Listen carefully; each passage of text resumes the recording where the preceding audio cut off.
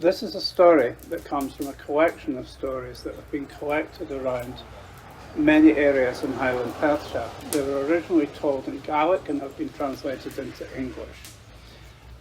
This one comes from very close to where we're sitting now on the shores of Loch Tay.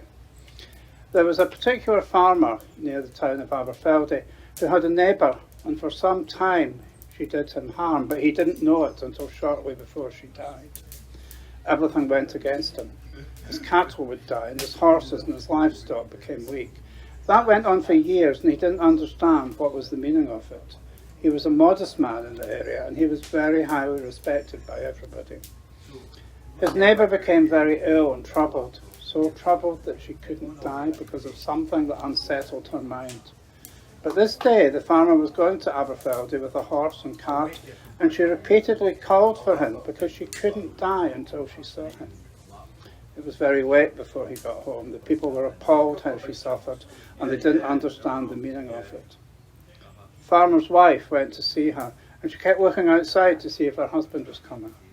She left for home, and in a short time her husband came.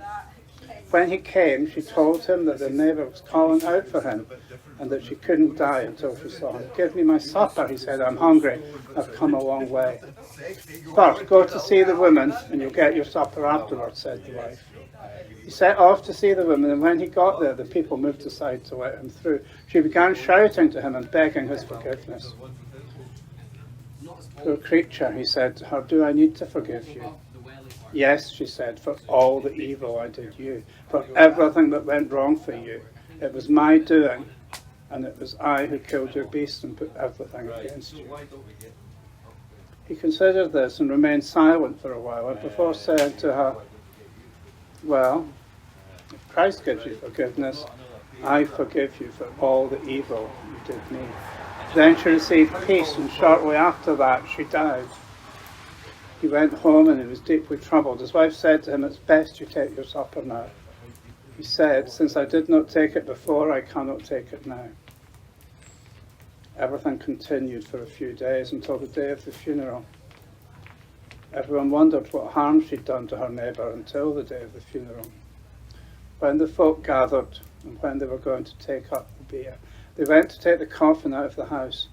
They couldn't get it out of the door, whichever way they turned it.